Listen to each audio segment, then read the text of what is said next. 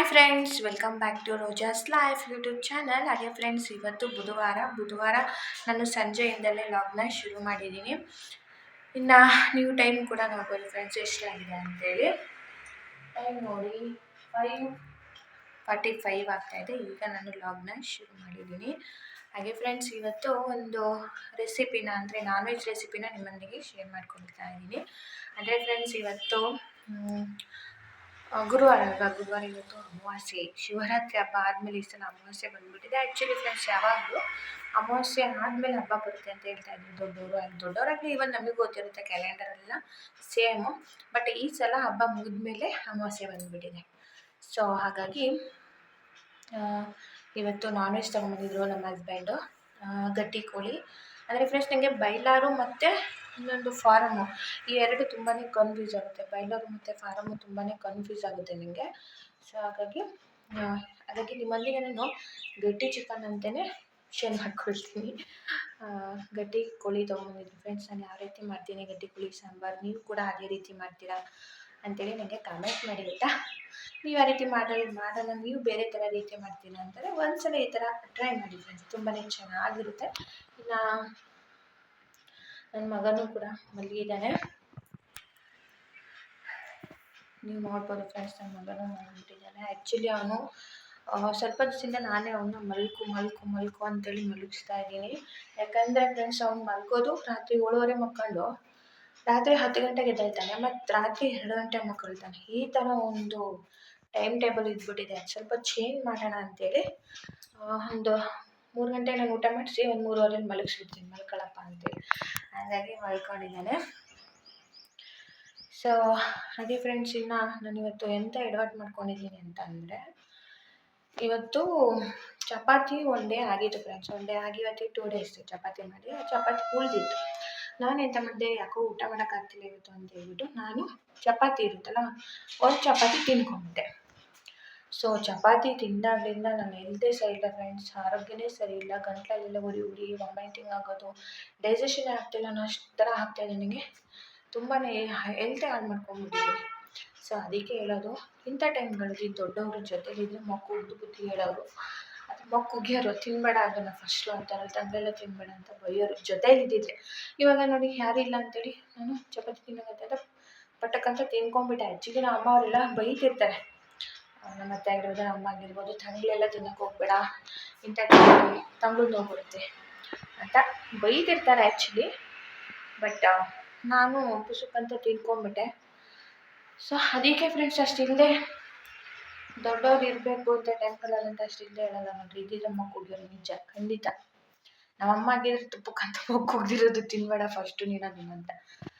At least ಬೇರೆ ಏನಾದರೂ ಮಾಡಿಕೊಡ್ತಿದ್ರು ಬಿಸಿದು. ನಿಮ್ಗೆ ಅಷ್ಟೊಂದು ಆಸೆ ಆಗ್ತಿದ್ರೆ ಬೇರೆ ಮಾಡ್ಕೊಡ್ತೀನಿ ಮೇಡಮ್ ಅಂತೇಳಿ ಮಾಡಿಕೊಡ್ತಾಯಿದ್ರು. ಬಟ್ ಏನೂ ಮಾಡೋಕ್ಕಾಗಲ್ಲ. ಸೊ ಸದ್ಯದಲ್ಲಿ ಇನ್ನೊಂದು ವಾರ ಊರಿಗೆ ಕೂಡ ಹೋಗ್ತಾಯಿದ್ದೀನಿ ನಾನು, ಡೆಲಿವರಿ ಆಗೋ ತನಕ ಇನ್ನು ಅಲ್ಲೇ. ಸೊ ಆ ಲಾಗ್ನ ನಿಮ್ಮೊಂದಿಗೆ ಶೇರ್ ಮಾಡ್ಕೊಳ್ತೀನಿ ಫ್ರೆಂಡ್ಸ್. ಡೈಲಿ ಅಪ್ಡೇಟ್ ನಿಮ್ಮೊಂದಿಗೆ ಹೊಸ ಲಾಗ್ಗಳನ್ನ ಅಪ್ಡೇಟ್ ಕೊಡ್ತಾ ಇರ್ತೀನಿ ಅಂತ ಹೇಳ್ತಾ, ಅದೇ ಫ್ರೆಂಡ್ಸ್, ನೀವು ನನ್ನ ಚಾನಲ್ಗೆ ಸಬ್ಸ್ಕ್ರೈಬ್ ಆಗಿಲ್ಲ, ದಯವಿಟ್ಟು ಸಬ್ಸ್ಕ್ರೈಬ್ ಆಗಿ ಸಪೋರ್ಟ್ ಮಾಡಿ ಫ್ರೆಂಡ್ಸ್ ಅಂತ ಹೇಳ್ತಾ. ಸೊ ಬನ್ನಿ ಫ್ರೆಂಡ್ಸ್, ತಡ ಮಾಡೋದು ಬೇಡ, ಇವತ್ತಿನ ಲಾಗ್ನ ಶುರು ಮಾಡೋಣ. ನಾನು ರೆಸಿಪಿ ಮಾಡ್ತೀನಲ್ವ, ಅದು ಹೇಗೆ ಅಂತೇಳಿ ತಿಳಿಸ್ಕೊಡ್ತೀನಿ. ಸೊ ನನ್ನ ಮಗ ಆರಾಮ್ಸೆಯಾಗಿ ನಿದ್ದೆ ಮಾಡ್ತಾ ಇದ್ದಾನೆ, ಮಾಡಲಿ, ಇನ್ನೇನು ಟೈಮು ಕೂಡ ಆಯಿತು ಫ್ರೆಂಡ್ಸ್. ನನಗೂ ಯಾಕೋ ತುಂಬ ನಿದ್ದೆ ಬರ್ತಾಯಿದೆ. ಬಟ್ ನಾನ್ ವೆಜ್ ಬೇರೆ ತಂದಿದ್ದಾರಲ್ಲ, ಲೇಟ್ ಆಗಿಬಿಡುತ್ತೆ, ಸ್ಮೆಲ್ ಆಗಿಬಿಡುತ್ತೆ ಅಂತೇಳಿ. ಸೊ ಫಸ್ಟು ಕವರಿನ ಆಚೆ ತೆಗೆದು ಬೌಲಿಗೆ ಹಾಕ್ತೀನಿ, ನೆಕ್ಸ್ಟ್ ಅಡುಗೆನ ಶುರು ಮಾಡ್ತೀನಿ. ಹಾಗೆ ಫ್ರೆಂಡ್ಸ್, ಇನ್ನೇನು ಟೈಮ್ ಕೂಡ ಆಗ್ತಾಯಿದೆ. ಇನ್ನು ಸೊಳ್ಳೆ ಬರೋ ಟೈಮ್ ಅಲ್ವಾ, ವಿಂಡೋಸ್ ಎಲ್ಲ ಕ್ಲೋಸ್ ಮಾಡಿಬಿಡ್ತೀನಿ. ಹಾಗೆ ಫ್ರೆಂಡ್ಸ್, ನಮ್ಮ ಓನರು ಊರಿಗೆ ಹೋಗಿದ್ದರು ಮಗನ ಮನೆಗೆ. ಗಿಡ ಎಲ್ಲ ತುಂಬಾ ಒಣಗೋಗಿಬಿಟ್ಟಿದೆ. ಗಿಡದಲ್ಲಿ ತೊಗರಿಕಾಯಿ ಫ್ರೆಂಡ್ಸ್, ತೊಗರಿಕಾಯಿ ಗಿಡದಲ್ಲಿ ತೊಗರಿಕಾಯಿ ಇತ್ತು. ಆ್ಯಕ್ಚುಲಿ ಅವ್ರು ನಮಗೆ ಕಿತ್ಕೊಳ್ಳಿ ಅಂತ ಹೇಳಿದರು, ಬಟ್ ನಾನೇ ಕಿತ್ಕೊಂಡಿಲ್ಲ, ಒಬ್ಬಳಾಗಿ ಎಲ್ಲಿ ಹೋಗೋಣ ಅಂತೇಳಿ. ಹಾಗೆ ಫ್ರೆಂಡ್ಸ್, ಸ್ವಲ್ಪ ಪಾತ್ರೆ ಕೂಡ ಇದೆ, ಪಾತ್ರೆ ಸ್ವಲ್ಪ ತೊಳ್ಕೊಂಬಿಡ್ಬೇಕು.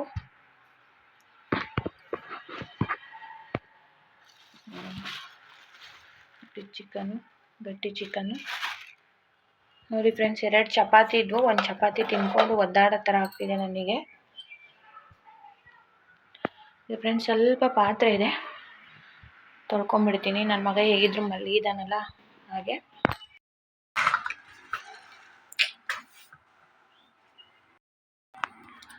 ಫ್ರೆಂಡ್ಸ್ ಇನ್ನು ಚಿಕನ್ನ ಇದಕ್ಕೆ ಹಾಕೊಂಡ್ಬಿಡ್ತೀನಿ.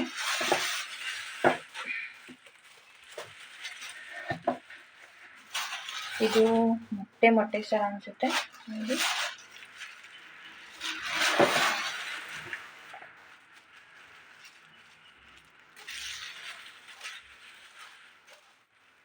ಹಾಗೆ ಫ್ರೆಂಡ್ಸ್ ಇದು ಅದೇ ಮೊಟ್ಟೆ ಸರ ಗಟ್ಟಿ ಕೋಳಿಗಿರುತ್ತಲ್ಲ ಅದು.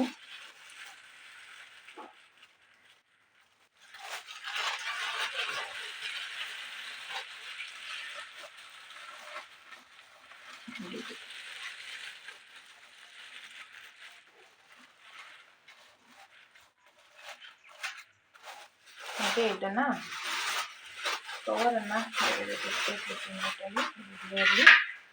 ತೊಳಿಬೇಕು.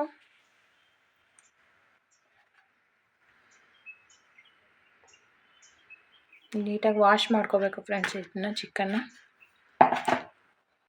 ಹಾಗೆ ಫ್ರೆಂಡ್ಸ್ ಇನ್ನು ನಾನು ಚಪಾತಿ ತಿಂದಿದ್ದೆ ಅಲ್ಲ ಫ್ರೆಂಡ್ಸ್, ನಿಜ ನಾನು ಹೆಲ್ತೆ ಒಂಥರ ವೇರಿಯೇಷನ್ ಆಗಿಬಿಡ್ತು. ಸೊ ಹಾಗಾಗಿ ಇನ್ನೂ ಗಂಟಲಲ್ಲಿ ಉರಿ ಆಗ್ತಾಯಿತ್ತು. ಹಾಗಾಗಿ ಸ್ವಲ್ಪ ನೀರನ್ನ ಹಿಡ್ಕೊಂಡು ಕುಡಿದ್ಬಿಟ್ಟು ನೆಕ್ಸ್ಟ್ ನಾನು ಕೆಲಸನ ಶುರು ಮಾಡ್ಕೊಳ್ಳೋಣ ಅಂಥೇಳಿ. ಹಾಗೆ ಫ್ರೆಂಡ್ಸ್ ನಾನು ಈ ಚಿಕನ್ ಸಾಂಬಾರು ಮಾಡಲಿಕ್ಕೆ ಮೊದಲಿಗೆ ನಾನಿಲ್ಲಿ ಒಣಮೆಣಸಿನ್ಕಾಯಿನ ತೊಗೊಂಡಿದ್ದೀನಿ. ಅಂದರೆ ನೀವು ಖಾರದ ಪುಡಿನೂ ಯೂಸ್ ಮಾಡ್ಬೋದು, ಬಟ್ ನನಗೆ ಈ ಥರ ನಾನ್ ವೆಜ್ಗಳಿಗೆಲ್ಲ ಖಾರದ ಪುಡಿ ಅಷ್ಟೊಂದು ಇಷ್ಟ ಆಗೋಲ್ಲ. ಈ ಥರ ಒಣಮೆಣ್ಸಿನ್ಕಾಯಿನ ತೊಗೊಂಡು ಈ ಥರ ಮುರಿದು ಈ ಥರ ನಾನು ಹುರ್ಕೊಳ್ತೀನಿ. ಅಂದರೆ ಹಸಿ ಸ್ಮೆಲ್ ಕೂಡ ಆಗೋಲ್ಲ. ಇನ್ನು ಖಾರದ ಪುಡಿ ಆದರೆ ಸ್ವಲ್ಪ ಹಸಿ ಸ್ಮೆಲ್ ಬರುತ್ತೆ, ನೀವು ಅದನ್ನು ಕೂಡ ಬೆಚ್ಚಗೆ ಮಾಡ್ಕೋಬೋದು. ಹಾಗೆ ಫ್ರೆಂಡ್ಸ್ ಇನ್ನು ಒಣಮೆಣ್ಸಿನ್ಕಾಯಿನ ಹುರ್ಕೊಂಡು ಅದನ್ನು ಪಕ್ಕಕ್ಕೆ ಎತ್ತಿಟ್ಟಾದಮೇಲೆ ಈಗ ನಾನು ಅದೇ ಪ್ಯಾನ್ಗೆ ಎಣ್ಣೆ ಜೊತೆಗೆ ಈರುಳ್ಳಿ ನಾನಿಲ್ಲಿ 1.5 ಈರುಳ್ಳಿ, ಅಂದರೆ ಫ್ರೆಂಡ್ಸ್ ನಾನಿಲ್ಲಿ 1 kg ಚಿಕನ್ನ ತೊಗೊಂಡಿದ್ನಲ್ವ, ಸೊ ಅದಕ್ಕೆ 1.5 ಅಷ್ಟು ಈರುಳ್ಳಿ ತೊಗೊಂಡಿದ್ದೀನಿ. ಹಾಗೆ ಇಲ್ಲಿ ಒಂದು ಸಣ್ಣ ಟೊಮೊಟೊನ ತೊಗೊಂಡಿದ್ದೀನಿ. ಜಾಸ್ತಿ ದೊಡ್ಡ ಟೊಮೊಟೊ ತೊಗೊಂಡ್ರೆ ಹುಳಿ ಬಂದುಬಿಡುತ್ತೆ, ಸಾಂಬಾರು ಅಷ್ಟು ರುಚಿಯಾಗಿರಲ್ಲ. ಹಾಗಾಗಿ ನೀವು ಸಣ್ಣ ಟೊಮೊಟೊ ತೊಗೊಳ್ಳಿ, ದೊಡ್ಡದನ್ನು ತೊಗೊಂಡು ಒಂದು ಅರ್ಧ ತೊಗೊಳ್ಳಿ. ಹಾಗೆ ಅದಕ್ಕೆ ಸ್ವಲ್ಪ ಚಕ್ಕೆ, ಲವಂಗ, ಹುರ್ಗಡ್ಲೆ, ಗಸಗಸೆ ಅದನ್ನೆಲ್ಲ ಹಾಕಿ ಚೆನ್ನಾಗಿ ಫ್ರೈ ಮಾಡಿ. ಲವಂಗ ಒಂದು 3 ಲವಂಗ, ಇದಕ್ಕೆ ನಾನು ಕೊತ್ತಂಬರಿ ಸೊಪ್ಪು, ಬೆಳ್ಳುಳ್ಳಿ, ಶುಂಠಿ, ಪುದೀನ, 1 ಹಿಡಿಯಷ್ಟು ಕೊತ್ತಂಬರಿ ಸೊಪ್ಪು, ಒಂದು ಅರ್ಧ ಹಿಡಿಯಷ್ಟು ಪುದೀನ, ಜೊತೆಗೆ ಫ್ರೆಂಡ್ಸ್ ಇಲ್ಲಿ ಒಂದು 3 ಗೆಡ್ಡೆ ಸಣ್ಣ ನಾಟಿ ಬೆಳ್ಳುಳ್ಳಿ ಅಂತಾರಲ್ಲ ಅದು, ಒಂದು 3 ಗೆಡ್ಡೆಯಷ್ಟು ನಾಟಿ ಬೆಳ್ಳುಳ್ಳಿ ಕೂಡ ನಾನು ತೊಗೊಂಡಿದ್ದೀನಿ. ಅಲ್ಲ ನೋಡಿ, ಇವಾಗ ಚೆನ್ನಾಗಿ ಎಣ್ಣೆಲಿ ಫ್ರೈ ಮಾಡ್ಕೊಳ್ತೀನಿ. ಈ ಥರ ಫ್ರೈ ಮಾಡೋದ್ರಿಂದ ಸಾಂಬಾರು ಕೂಡ ಚೆನ್ನಾಗಿರುತ್ತೆ. ಹಾಗೆ ಒಂದು ಸಣ್ಣ ಚಿಪ್ಪಷ್ಟು ತೆಂಗಿನಕಾಯಿ ತುರಿನೂ ನಾನಿಲ್ಲಿ ತೊಗೊಂಡಿದ್ದೀನಿ. ಹಾಗೆ ಫ್ರೆಂಡ್ಸ್ 2 ಈರುಳ್ಳಿ, ಒಂದು ಕಾಲು ಭಾಗದಷ್ಟು ಈರುಳ್ಳಿನ ನಾನು ಉಳಿಸ್ಕೊಂಡಿದ್ದೀನಿ, ಆಮೇಲೆ ಒಗ್ಗರಣೆ ಮಾಡ್ಕೋಬೇಕಲ್ಲ ಅಂಥೇಳಿ. ಇವಾಗ ನಾನು ತೆಂಗಿನಕಾಯಿ ತುರಿನ ಜಾರಿಗೆ ಹಾಕ್ಕೊಂಡು ಈಗ ನಾನು ಏನೆಲ್ಲ ಫ್ರೈ ಮಾಡ್ಕೊಂಡಿದ್ನಲ್ವ ಅವನ್ನೆಲ್ಲ ಕೂಡ ನಾನು ಜಾರಿಗೆ ಹಾಕ್ಕೊಂಡು ರುಬ್ಕೊಂಡ್ಬಿಡ್ತೇನೆ. ಇದನ್ನು ಚೆನ್ನಾಗಿ ನುಣ್ಣಗೆ ರುಬ್ಕೋಬೇಕು ಫ್ರೆಂಡ್ಸ್. ಟೇಸ್ಟ್ ಅಂತೂ ತುಂಬಾ ಚೆನ್ನಾಗಿರುತ್ತೆ. ಹಾಗೆ ನಾನು ಇದಕ್ಕೆ ಒಂದು 2 ಸ್ಪೂನಷ್ಟು ನಾನು ಸಾಂಬಾರು ಪುಡಿನ ಯೂಸ್ ಮಾಡಿದ್ದೀನಿ. ನೀವು ಚಿಕನ್ ಮಟನ್ಗಂತಲೇ ಸಪ್ರೇಟಾಗಿ ಮಾಡಿ ಇಟ್ಕೊಂಡಿದ್ರೆ ಅದನ್ನು ಯೂಸ್ ಮಾಡಿ, ಇಲ್ಲಾಂದರೆ ಮನೇಲೇ ಇರೋಂಥ ಸಾಂಬಾರು ಪುಡಿನ ನೀವು ಯೂಸ್ ಮಾಡ್ಕೋಬೋದು, ಅದನ್ನು ಯೂಸ್ ಮಾಡಿದ್ದೀನಿ.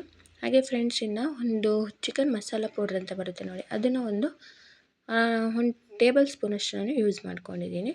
ಅದಾದಮೇಲೆ ಚೆನ್ನಾಗಿ ಚಟ್ನಿನ ಮೆತ್ತಗೆ ರುಬ್ಬಿ ತೊಗೊಂಬಂದಿದ್ದೀನಿ. ಈಗ ನಾನು ಒಲೆ ಮೇಲೆ ಒಂದು ಕುಕ್ಕರ್ನ ಇಟ್ಟು, ಗಟ್ಟಿ ಮಾಂಸ ಆಗಿರೋದ್ರಿಂದ ಕುಕ್ಕರಲ್ಲಿ ಮಾಡೋದು ಒಳ್ಳೆಯದು, ಬೇಗ ಬೆಂದ್ಕೊಳ್ಳುತ್ತೆ.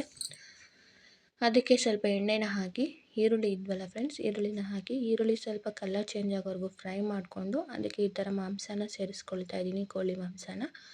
ನಂತರದಲ್ಲಿ ಅದಕ್ಕೆ ಸ್ವಲ್ಪ ಅರಿಶಿನ, ಉಪ್ಪನ್ನ ಸೇರಿಸ್ಕೊಂಡು ನೋಡಿ ಈ ಥರ ಚೆನ್ನಾಗಿ ನಾನು ಮಿಕ್ಸ್ ಮಾಡ್ಕೊಳ್ತಾ ಇದ್ದೀನಿ.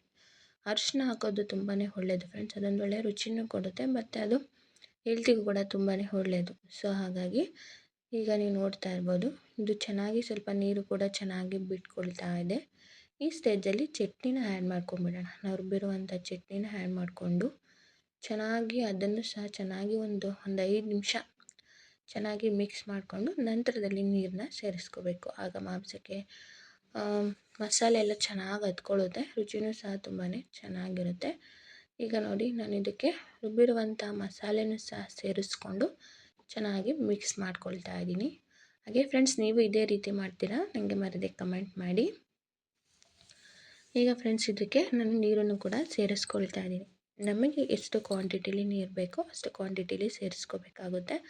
ಹಾಗೆ ಫ್ರೆಂಡ್ಸ್ ನಾನಿಲ್ಲಿ ಸ್ವಲ್ಪ ಗಟ್ಟಿಯಾಗೆ ಮಾಡ್ಕೊಳ್ಳೋಣ ಅಂಥೇಳಿ ನಾನಿನ್ನು ಶನಿವಾರ ನಾವು ತಿನ್ನೋದಿಲ್ಲ. ಸೊ ಹಾಗಾಗಿ ಸಾಕು ನನಗೆ ಗುರುವಾರ ಮತ್ತು ಶುಕ್ರವಾರ 2 ಮಾರ್ನಿಂಗ್ ಒಂದು ಟೈಮ್ ಆದರೆ ಸಾಕು ಅಂಥೇಳಿ ನಾನು ಸ್ವಲ್ಪ ಗಟ್ಟಿಯಾಗಿ ಸಾಂಬಾರನ್ನ ಮಾಡ್ಕೊಂಡಿದ್ದೆ. ಲಾಸ್ಟಲ್ಲಿ ನಾನಿಲ್ಲಿ ಮೊಟ್ಟೆ ಸರ ಇರುತ್ತಲ್ಲ ಫ್ರೆಂಡ್ಸ್, ಮೊಟ್ಟೆ ಸರಗಳನ್ನ ನಾನು ಲಾಸ್ಟಲ್ಲಿ ಹಾಕ್ಕೊಂಡು ಈ ಥರ ಮಿಕ್ಸ್ ಮಾಡಲ್ಲ, ಜಸ್ಟ್ ಮೇಲೆ ಹಾಕಿ ಇಟ್ಬಿಡ್ತೀನಿ. ನಂತರದಲ್ಲಿ ಇದಕ್ಕೆ ಉಪ್ಪನ್ನು ಹಾಕಿ ರುಚಿಗೆ ತಕ್ಕಷ್ಟು ಉಪ್ಪನ್ನು ಸೇರಿಸ್ಕೊಂಡು ಲಿಡ್ನ ಕ್ಲೋಸ್ ಮಾಡಿ ಒಂದು 4ರಿಂದ 6 ವಿಸಲ್ ಕೂಗಿಸ್ಕೊಂಡಿದ್ದೀನಿ ಫ್ರೆಂಡ್ಸ್ ನಾನು ನನ್ನ ಕುಕ್ಕರಲ್ಲಿ. ನಿಮ್ಮ ಕುಕ್ಕರಲ್ಲಿ ಹೇಗೋ ಹಾಗೆ ನೀವು ಮಾಡ್ಕೊಳ್ಳಿ. ಇವಾಗ ನೋಡಿ ಮುಚ್ಚಳನ್ನು ಕೂಡ ಹಾಕಿ ನಂತರದಲ್ಲಿ ಫ್ರೆಂಡ್ಸ್ ಅಡುಗೆ ಮನೆ ಕೂಡ ಕ್ಲೀನ್ ಮಾಡ್ಕೊಂಡಿದ್ದೀನಿ. ಇನ್ನು ನನ್ನ ಹಸ್ಬೆಂಡ್ ಕೂಡ ಬಂದರು, ನನಗೆ ಸ್ವಲ್ಪ ಕೆಲಸ ಹೆವಿ ಆಗಿಬಿಡುತ್ತೆ ಅಂತೇಳಿ ಅವರು ನನಗೆ ಸ್ವಲ್ಪ ಒಂದಿಷ್ಟು ಪಾತ್ರೆಗಳಿದ್ವಲ್ಲ ಅವನ್ನು ಕೂಡ ತೊಳ್ಕೊಟ್ರು ಕೆಲಸದಿಂದ ಬಂದು. ಹಾಗೆ ಫ್ರೆಂಡ್ಸ್ ಈಗ ವಿಸಲ್ ಕೂಡ ಆಗಿದೆ, ನೀವು ನೋಡ್ತಾ ಇರ್ಬೋದು. ಲಿಡ್ನ ಓಪನ್ ಮಾಡಿದ್ದೀನಿ, ಕೊತ್ತ ಕೊತ್ತ ಅಂತ ಇದೆ ಸಾಂಬಾರು. ಹಾಗೆ ಇದಕ್ಕೆ ಕಾಂಬಿನೇಷನ್ ಆಗಿ ನಾನು ರೈಸ್ ಮತ್ತು ಅನ್ನದ ಮುದ್ದೆ ಮಾಡ್ಕೊಂಡಿದ್ದೆ ಫ್ರೆಂಡ್ಸ್. ಅನ್ನದ ಮುದ್ದೆ ಚೆನ್ನಾಗಿರುತ್ತೆ, ನಮ್ಮ ಸೈಡೆಲ್ಲ ಕಾಮನ್ನಾಗಿ ಅನ್ನದ ಮುದ್ದೆನೇ ಮಾಡೋದು. ಇವಾಗ ರುಚಿಕರವಾದಂಥ ಸಾಂಬಾರು ಕೂಡ ರೆಡಿ ಆಯಿತು. ಮುದ್ದೆ ಜೊತೆಗೆ ಊಟನೂ ಮುಗಿಸ್ಕೊಂಬಿಡೋಣ ಅಂಥೇಳಿ ನಾನು ನನ್ನ ಹಸ್ಬೆಂಡ್ ಹಾಗೆ ನನ್ನ ಮಗ ಊಟನೂ ಕೂಡ ನಾವು ಮುಗಿಸ್ಕೊಳ್ತಾ ಇದ್ವಿ. ಒಂದ್ಸಲ ಟ್ರೈ ಮಾಡಿ.